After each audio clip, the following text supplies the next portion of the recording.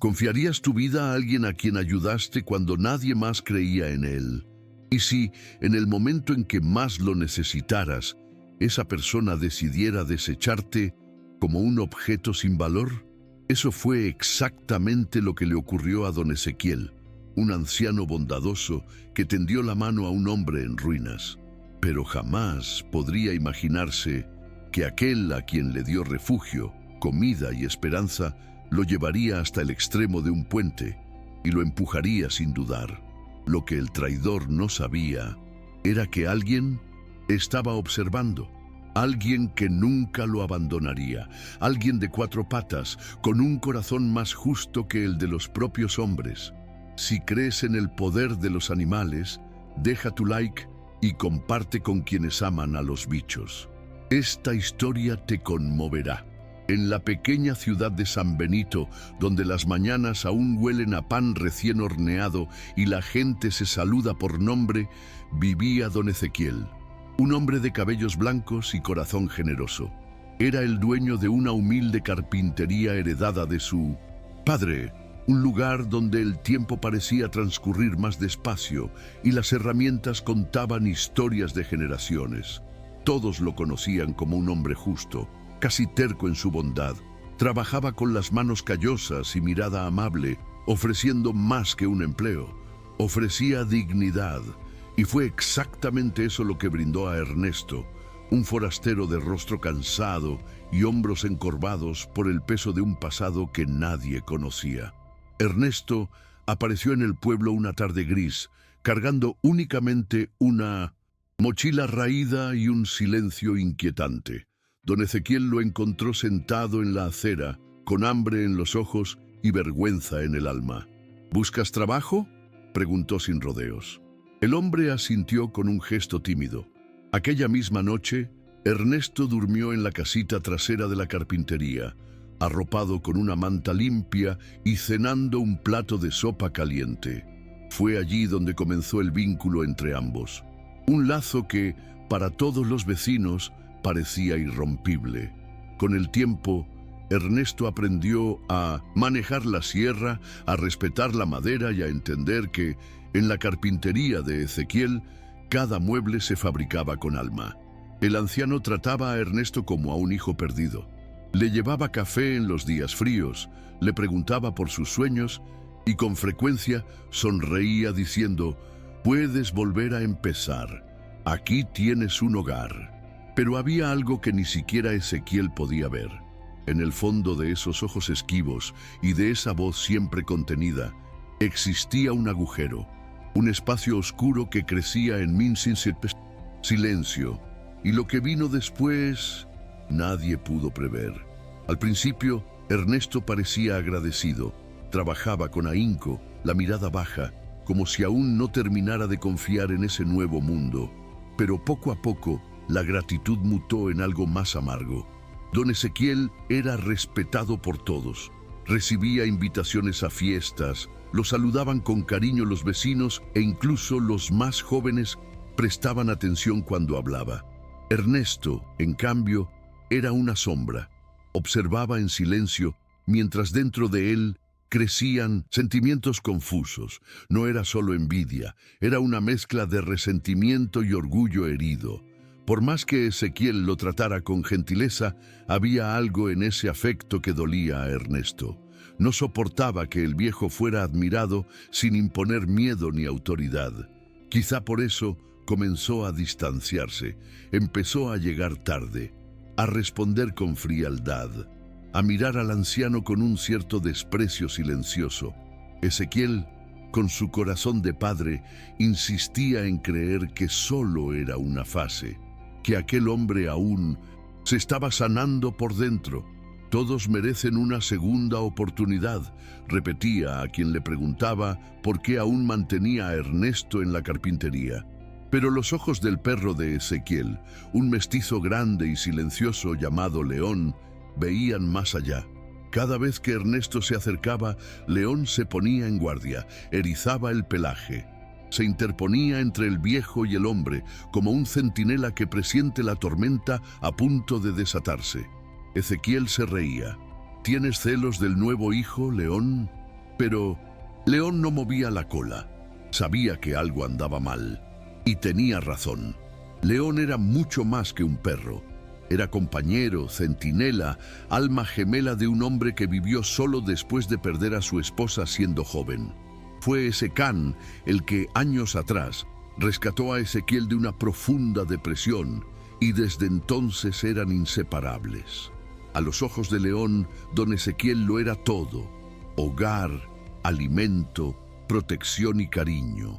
Por eso lo seguía a todas partes, dormía a los pies de su cama y se incorporaba al más mínimo ruido de peligro. A Ernesto nunca le gustó León. Intentó patearlo a escondidas una vez, pero el perro se apartó ágilmente. Desde entonces, León lo vigilaba como a un depredador camuflado. Una mañana de cielo despejado, León notó algo distinto. Ernesto ya no miraba al viejo a los ojos. Lo observaba por la espalda, con una mirada que no era de temor, era de cálculo.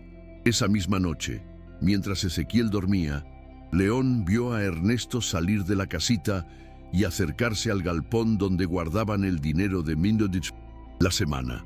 El perro gruñó bajo, pero no atacó, solo observó. Ernesto desistió y volvió, pero León no olvidó, y el destino no perdona. Fue en una tarde de viernes, el cielo encapotado y los vientos anunciando una tormenta que nadie sabía si llegaría. Don Ezequiel llamó a Ernesto para ayudarle a cargar unas tablas al camión. Iban a hacer una entrega al otro lado de la ciudad, junto a un puente antiguo que cruzaba el río. León quiso acompañarlos. Ezequiel dudó, pero accedió. Durante el trayecto, Ernesto guardó silencio, sus ojos fijos en la nada, sus dedos apretando el asiento como queriendo quebrarlo. Ezequiel intentó conversar, pero solo logró gruñidos por respuesta. Al llegar al puente, el anciano descendió primero para verificar si el cliente ya esperaba al otro lado. León se quedó en el camión, inquieto. Ernesto se acercó sin hacer ruido, y cuando ambos quedaron solos en medio del puente, sucedió lo impensable. Ernesto se situó tras Ezequiel, miró a ambos lados. No había nadie, ni sonido, ni testigos, o al menos eso creía él. Entonces, con un empujón seco, arrojó a don Ezequiel por encima del parapeto. El silencio del acto fue absoluto. El viejo no tuvo tiempo de gritar. Cayó como un saco de harina y desapareció en las turbias aguas del río. Ernesto miró alrededor, sonrió por primera vez en semanas y regresó al camión. Pero no contó con León. El perro estaba allí, erguido en la parte trasera del vehículo, con la mirada fija en él, sin parpadear, sin moverse, testigo de la traición. León saltó del camión antes de que Ernesto reaccionara. Corrió por la orilla del puente, ladrando como una alarma de dolor. Frenó junto al borde, olfateó, lloró y aulló. Sabía lo que había ocurrido, pero también sabía que no podía hacer más por Ezequiel allí mismo. Entonces hizo lo que ningún humano hubiera tenido el valor de hacer. Regresó corriendo al pueblo, más rápido de lo que jamás había corrido. Llegó a la carpintería y comenzó a ladrar, rascar la puerta y armar un escándalo. Llamó la atención de vecinos y curiosos hasta que alguien comprendió que algo andaba mal. Cuando finalmente llegaron al puente, ya era demasiado tarde. Don Ezequiel había desaparecido, pero León seguía allí, señalando con el hocico el punto exacto de la caída. Ladraba como diciendo: aquí fue, yo vi, él empujó. La policía investigó, pero Ernesto fue veloz. Aseguró que el anciano había resbalado, que él trató de salvarlo y que estaba desesperado. Lloró, pero no convenció a todos. León lo miraba en silencio, y había algo en esa mirada que empezaba a molestar, porque un perro no miente. Y León narraba una historia sin necesidad de palabras, una historia que ya nadie podía ignorar. En los días siguientes, el pueblo entero cambió. Ezequiel dejó de ser solo un anciano carpintero. Se convirtió en una figura entrañable cuya ausencia dolía a todos. Pero fue León quien se negó a aceptar el duelo. No comía, no dormía, pasaba los días en el puente, llorando y olfateando, como si aún esperara encontrar a su amado dueño. Y entonces, al quinto día, ocurrió lo imposible. Un grupo de pescadores halló un cuerpo enredado entre los troncos al otro lado del río. Era don Ezequiel, inconsciente, herido, pero vivo.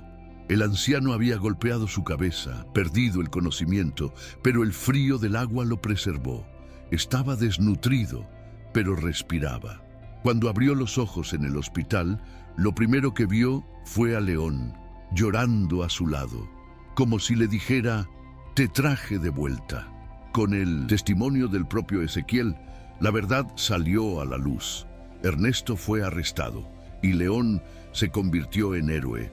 El pueblo celebró, pero para Ezequiel lo más importante fue entender que, cuando todo parecía perdido, fue el corazón puro de un animal el que devolvió la justicia a su vida. Y aquel día, al mirar a los ojos de su perro, comprendió una verdad simple pero profunda. La lealtad de un animal es el puente más seguro entre la desesperación y la esperanza. En esta historia no fueron las palabras ni las leyes las que revelaron la verdad. Fue una mirada, un instinto, un amor silencioso y feroz que se negó a aceptar la injusticia. León no sabía hablar, pero gritó con su alma. No sabía escribir, pero dejó huellas más profundas que cualquier testimonio humano. Y nos mostró que, muchas veces, la salvación llega de donde menos la esperamos. Quizá tengas un león en casa, un animal que, con una sola mirada, comprende tus miedos, comparte tus dolores y estaría a tu lado hasta el fin, incluso cuando el mundo entero renunciara a ti. A sus ojos somos todo, y tal vez sea hora de devolverles la misma fidelidad. Si esta historia conmovió tu corazón, compártela con quien ame a los animales, porque el mundo necesita recordar que a veces el verdadero héroe no lleva capa, lleva patas.